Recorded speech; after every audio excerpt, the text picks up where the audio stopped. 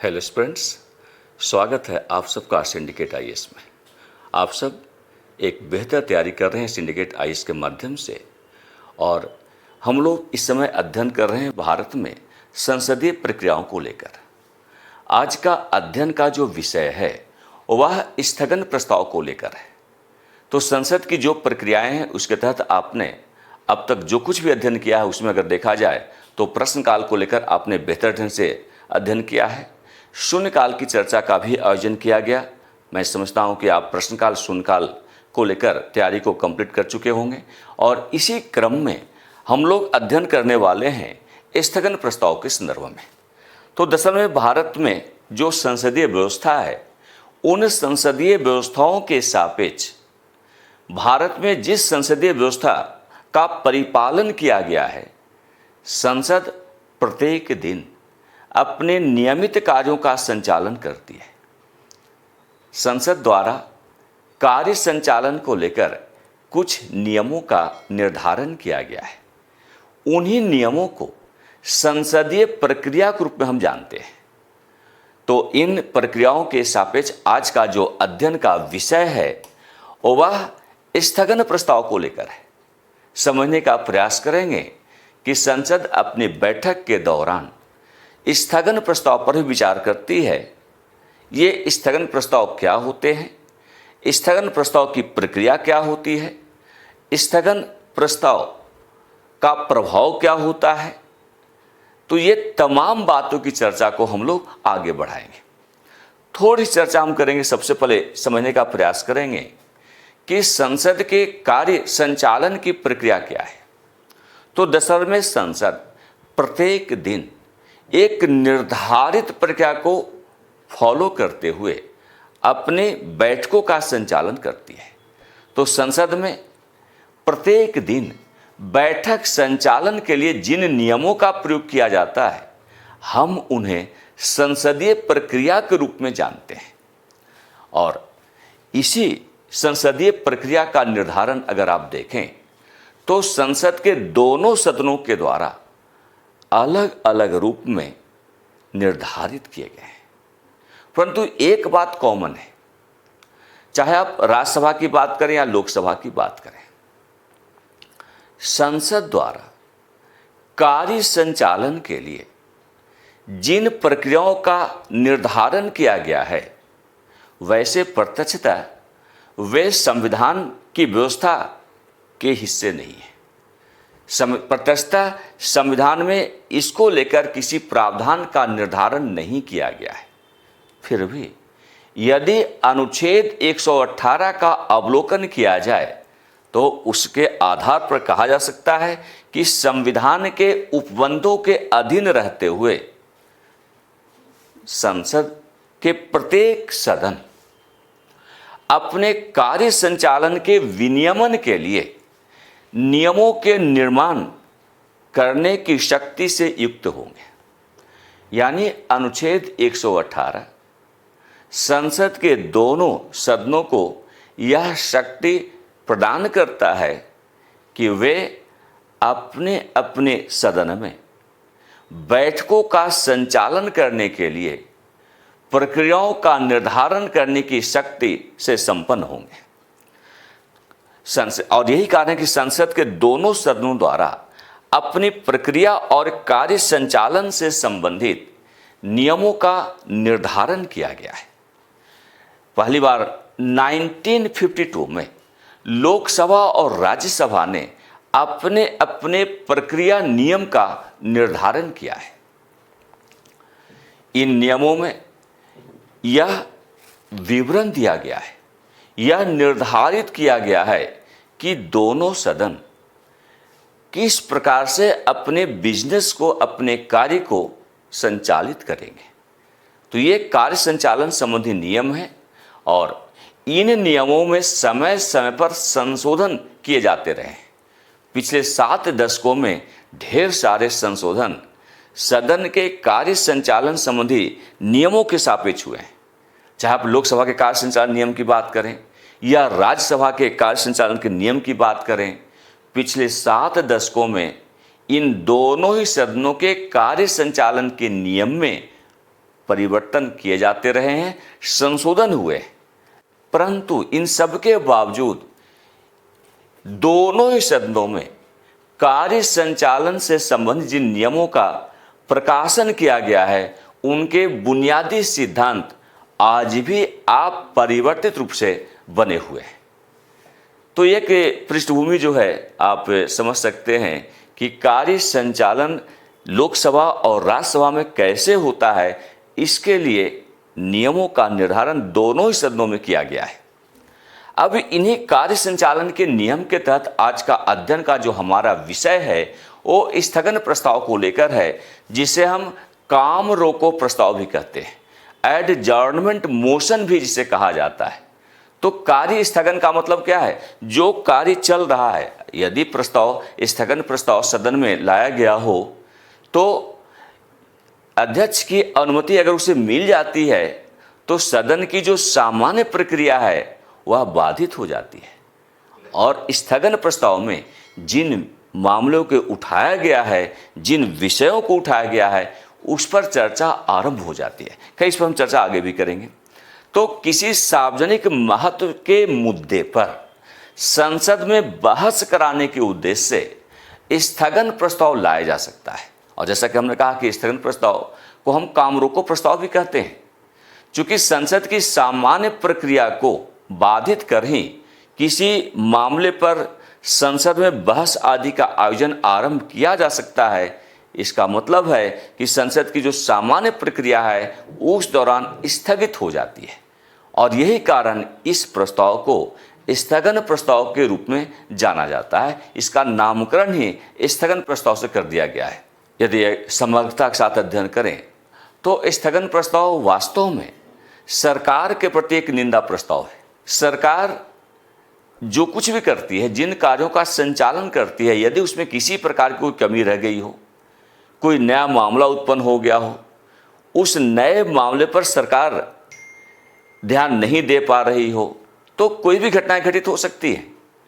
ऐसे मामले पर सदन में चर्चा का आयोजन करने के लिए ही काम रोको प्रस्ताव या स्थगन प्रस्ताव लाया जाता है। तो इस प्रस्ताव को लाने के पीछे क्या है मंशा? सरकार के कार्यों की निंदा करना, सरकार ने जो कुछ भी किया है उसकी आलोचना करना इस प्रस्ताव का मुख्य ध्येय होता है, मुख्य उद्देश्य होता है। अब समझने का हम प्रयास करेंगे कि संसदीय व्यवस्था के अंतर्गत, न केवल मैं भारत की बात कर रहा हूं, संपूर्ण विश्व स्तर पर संसदीय व्यवस्था के अंतर्गत स्थगन प्रस्ताव की उत्पत्ति कहाँ हुई, किस संदर्भ में हुई, कब हुई।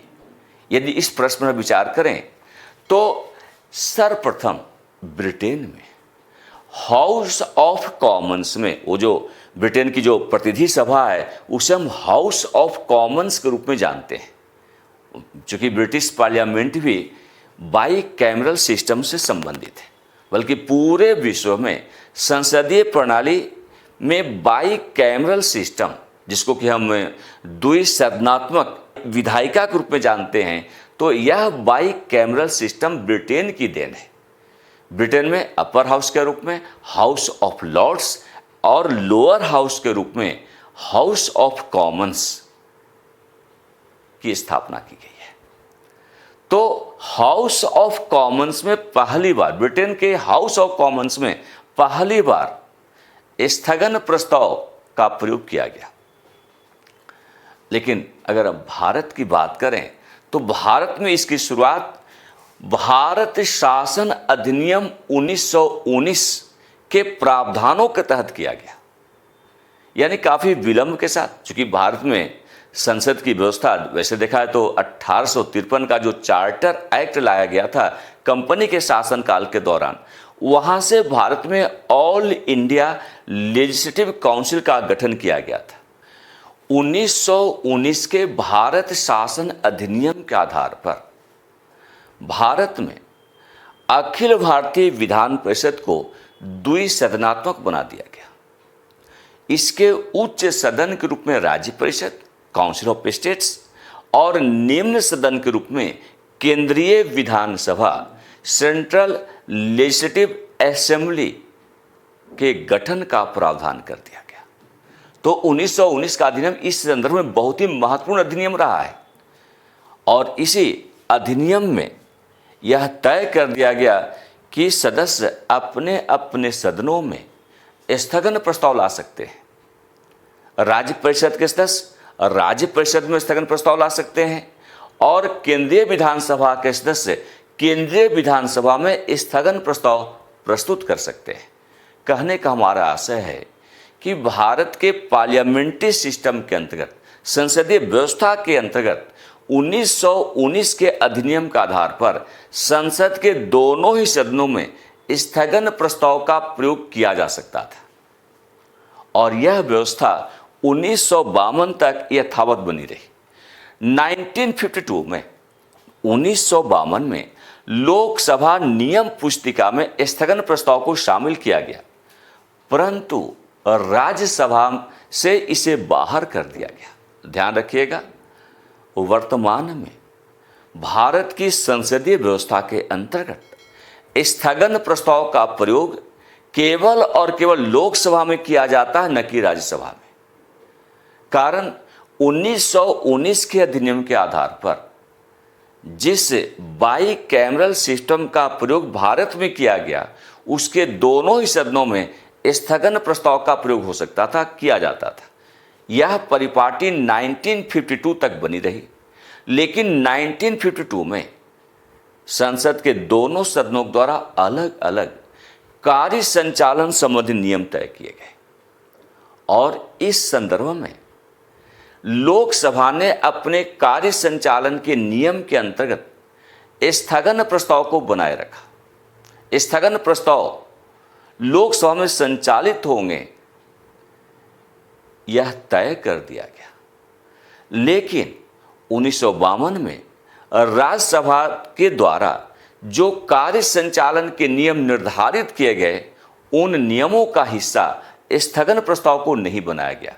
यानी एडजॉर्नमेंट मोशन का प्रयोग केवल लोकसभा के स्तर पर हो सकता है, लोकसभा सदन में किया जा सकता है, न कि राज्यसभा में।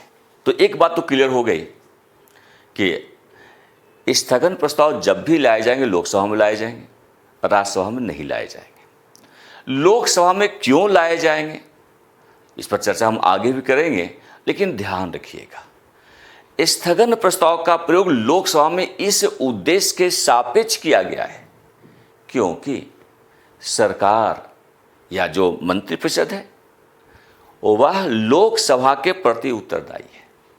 तो सरकार की जो जवाबदेहिता है लोकसभा के प्रति, न कि हमारी सरकार राज्यसभा में उत्तरदायी है, राज्यसभा के प्रति उत्तरदायी है। तो सरकार का उत्तरदायित्व, मंत्रिपरिषद का उत्तरदायित्व लोकसभा में है, इसलिए इस उत्तरदायित्व को और सख्त बनाने के लिए, इस उत्तरदायित्व को और बेहतर बनाने के उद्देश्य से लोकसभा में स्थगन प्रस्ताव का प्रावधान किया गया है, जबकि राज्यसभा में इसका लोप है। अब देखें कि स्थगन प्रस्ताव या जिसको कि हम काम रोको प्रस्ताव कहते हैं, उसके लिए किन शर्तों का पालन किया जाना आवश्यक है। तो इसकी पहली शर्त है कि स्थगन प्रस्ताव से संबंधित जो मामले हैं उसका स्वरूप निश्चित होना चाहिए, उसका स्वरूप सर्टेन होना ये जरूरी होता है। ये पहली शर्त है स्थगन प्रस्ताव तैयार करने के लिए। दूसरी शर्त है कि मामले का जो आधार है, यानी जो विषय स्थगन प्रस्ताव में शामिल किए जा रहे हैं वह तथ्यात्मक होना चाहिए, फैक्चुअल होना चाहिए, उसमें तथ्य का गैप नहीं होना चाहिए, तथ्य की कमी नहीं होनी चाहिए। तथ्यात्मक आधार पर ही विषय का निर्धारण किया जाना चाहिए। तीसरी शर्त है कि ऐसा मामला, ऐसा विषय अविलंबनीय प्रकृति का होना चाहिए। यानी स्थगन प्रस्ताव संसद में जिस मामले को लेकर लाया जा रहा है वह मामला अविलंबनीय प्रकृति का होना चाहिए। कोई ऐसा मामला जिसे टाला नहीं जा सकता, ऐसा मामला जिसे अविलंब संसद में चर्चा कराने की आवश्यकता है जिस मामले पर, वह भी इसके शर्त के रूप में निर्धारित है। साथ ही इस प्रकार के मामले का जो संबंध है वह लोक महत्व से जुड़ा होना चाहिए। यानी स्थगन प्रस्ताव के दौरान जिन मामलों पर विचार किया जाना है, ऐसे मामले का संबंध लोक महत्व और जनहित से जुड़ा होना चाहिए। कोई भी स्थगन प्रस्ताव चूंकि केवल लोकसभा में आता है, तो लोकसभा में प्रश्नकाल की समाप्ति के उपरांत ही पेश किया जा सकता है। जैसे प्रश्नकाल समाप्त होता है तो उसके ठीक बाद सदन में स्थगन प्रस्ताव लाया सकता है, और इस सदन में स्थगन प्रस्ताव पर विचार विमर्श करने के लिए, चूंकि 11 से 12 बजे के बीच प्रश्नकाल का आयोजन किया गया और प्रश्नकाल जैसे समाप्त हो रहा है स्थगन प्रस्ताव लाया गया, तो लोकसभा में 12 बजे या उसके बाद स्थगन प्रस्ताव प्रस्तुत किए जाते हैं और इस प्रस्ताव पर सदन में विचार विमर्श के लिए सायं 4 बजे से 6:30 तक का समय निर्धारित होता है। यानी लगभग 2.5 घंटे तक के लिए समय का निर्धारण किया जाता है, जिस दौरान स्थगन प्रस्ताव में जो मुद्दे उठाए गए हैं, जिन मामलों पर चर्चा की मांग की गई है, जिन विषयों को रखा गया है, उस पर चर्चा का आयोजन किया जाएगा। इसके लिए 2.5 घंटे का वक्त निर्धारित होता है और यह समय शाम 4 बजे से लेकर 6:30 बजे के बीच का होता है। अब थोड़ा सा हम लोग समझेंगे कि स्थगन प्रस्ताव की प्रक्रिया क्या होती है। स्थगन प्रस्ताव के संदर्भ में जो मामले हैं, ऐसे मामले को उठाने की प्रक्रिया क्या होती है। तो कहने का हमारा आशय है कि लोकसभा में स्थगन प्रस्ताव लाने के लिए कम से कम 50 सदस्यों का हस्ताक्षर होना आवश्यक है। तो लोकसभा के कम से कम 50 सदस्य मिलकर स्थगन प्रस्ताव को तैयार करेंगे। तो स्थगन प्रस्ताव के लिए कम से कम 50 सदस्यों का हस्ताक्षर आवश्यक है और स्थगन प्रस्ताव पेश किए जाने के दिन 10 बजे सुबह प्रस्ताव की सूचना सदन के अध्यक्ष को देना आवश्यक है। भले ही प्रश्नकाल की समाप्ति के उपरांत सदन में प्रस्तुत किया जाएगा स्थगन प्रस्ताव, लेकिन स्थगन प्रस्ताव लाने की सूचना लोकसभा के अध्यक्ष को सुबह 10 बजे तक देना आवश्यक होता है। क्योंकि 11 बजे से लोकसभा की बैठक प्रारंभ होगी, जो प्रतिदिन का समय निर्धारित होता है। उसके पहले लोकसभा अध्यक्ष को स्थगन प्रस्ताव संबंधी सूचना देना आवश्यक होता है। तो अध्यक्ष को मिल जाता है, उसी समय जो है विभाग के जो मंत्री हैं उन्हें भी सूचित किया जाता है और साथ ही लोकसभा के जो महासचिव हैं उन्हें भी इसकी प्रति प्रस्तुत कर दी जाती है। तो कहने का आशय है कि स्थगन प्रस्ताव संबंधी जो सूचना है सुबह 10 बजे लोकसभा अध्यक्ष को, महासचिव को और संबंधित विभाग के मंत्री को प्रेषित किया जाता है। लगता है लोकसभा अध्यक्ष को कि प्रस्ताव जो है, जो स्थगन प्रस्ताव लाया गया है वह नियमानुकूल है। स्थगन प्रस्ताव लाने की जो नियमावली है उसका पालन करते हुए प्रस्ताव को तैयार किया गया है और उसे संसद में, उसे लोकसभा में प्रस्तुत किया जाना है। अगर लगता है अध्यक्ष को कि वास्तव में नियमानुकूल प्रस्ताव है, तब वह इस प्रकार का प्रस्ताव प्रस्तुत करने की अनुमति दे सकता है। यदि अध्यक्ष द्वारा स्थगन प्रस्ताव स्वीकार कर लिया जाता है तो सदन की सामान्य प्रक्रिया को रोक दिया जाता है।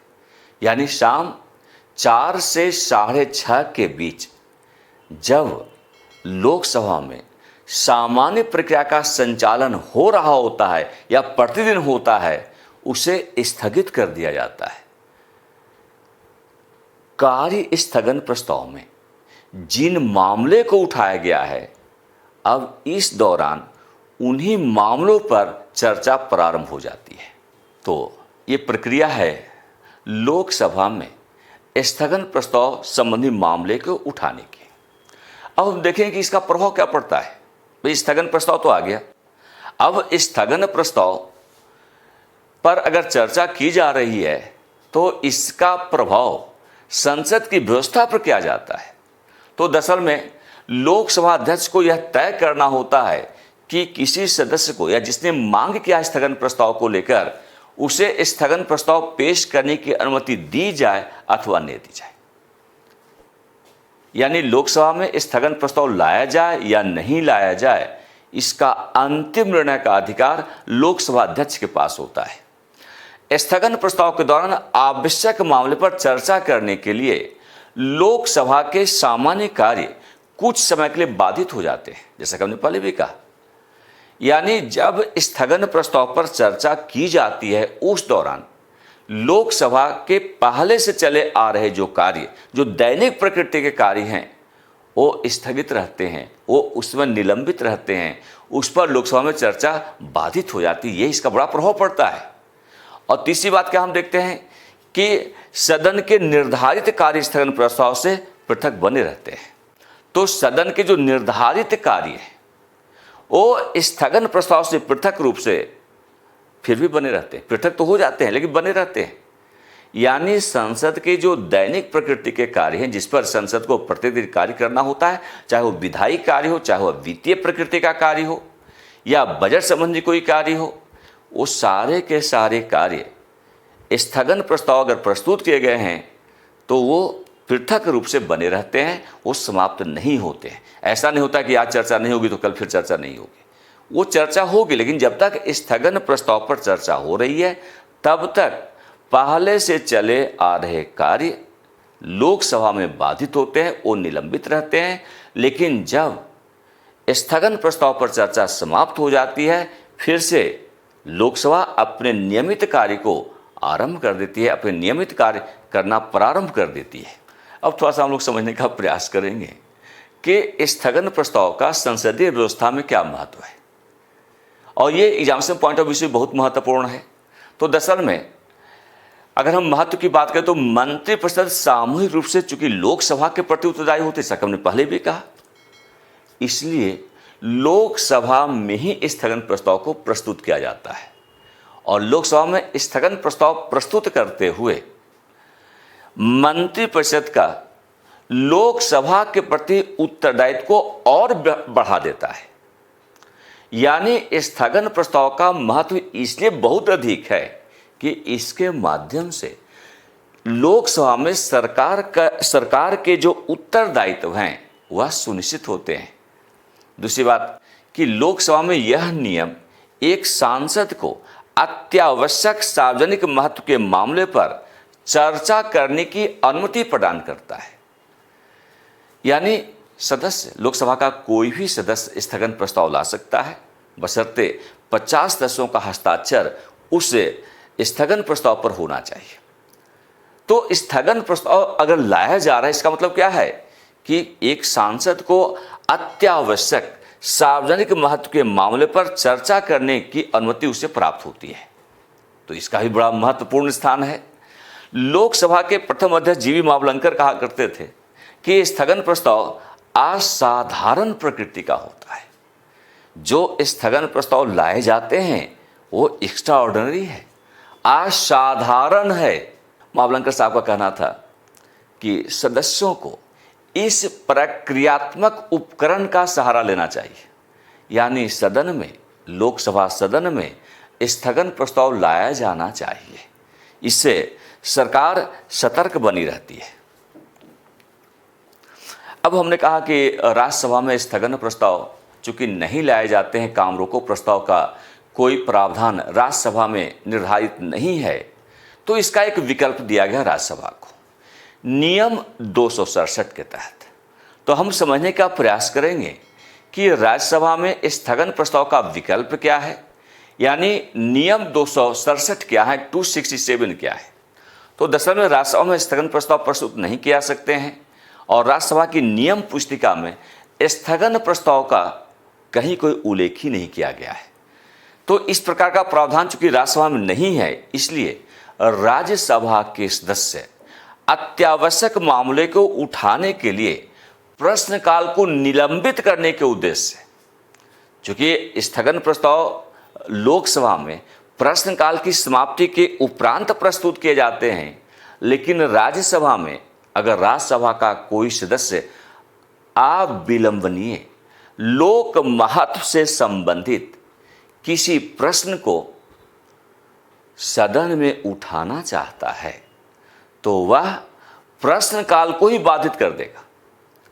नियम 267 के तहत प्रश्नकाल को बाधित कर ऐसे अविलंबनीय अत्यावश्यक महत्व संबंधी मुद्दे पर कोई भी चर्चा का आयोजन किया जा सकता है। नियम 267 का प्रयोग करते हुए राज्यसभा का कोई सदस्य अत्यावश्यक महत्व से जुड़े हुए मामले को उठाने के लिए सदन में प्रश्नकाल को बाधित करवाने की मांग कर सकता है। तो दरअसल 1952 में राज्यसभा की जो नियम पुस्तिका है उसी में निर्धारित किया गया नियम 267 को, और नियम 267 में स्पष्ट किया गया, यह प्रावधानित किया गया है कि सदन का कोई भी सदस्य सभापति की सहमति से यह प्रस्ताव कर सकता है कि परिषद के समक्ष किसी विशेष प्रस्ताव पर लागू होने पर किसी भी नियम को निलंबित किया जा सकता है, और यदि प्रस्ताव पारित हो जाता है तो विचाराधीन नियम को कुछ समय के लिए निलंबित कर दिया जाएगा। तो नियम 267 के तहत राज्यसभा में प्रश्नकाल के दौरान कार्य को स्थगित करते हुए और महत्वपूर्ण मुद्दे पर चर्चा की जा सकती है। अब इसमें एक संशोधन भी किया गया।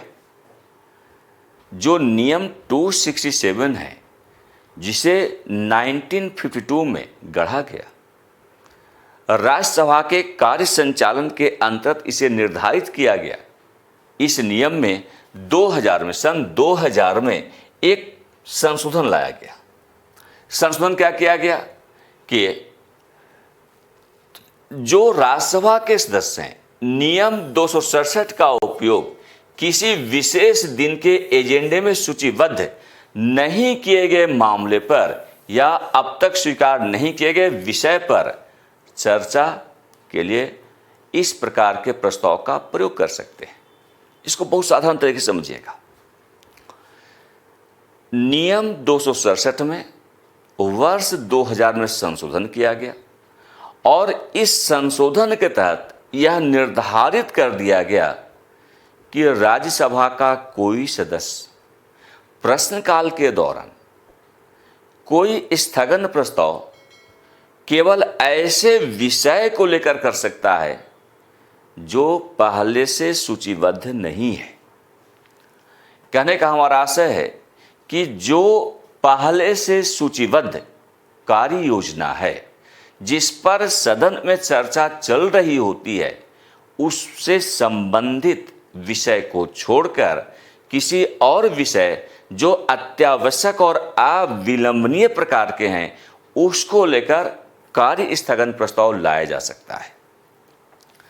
तो इस संदर्भ में क्या है कि जो नियम समिति है उसने ही इस प्रकार के संशोधन का सुझाव प्रस्तुत किया था राज्यसभा को लेकर।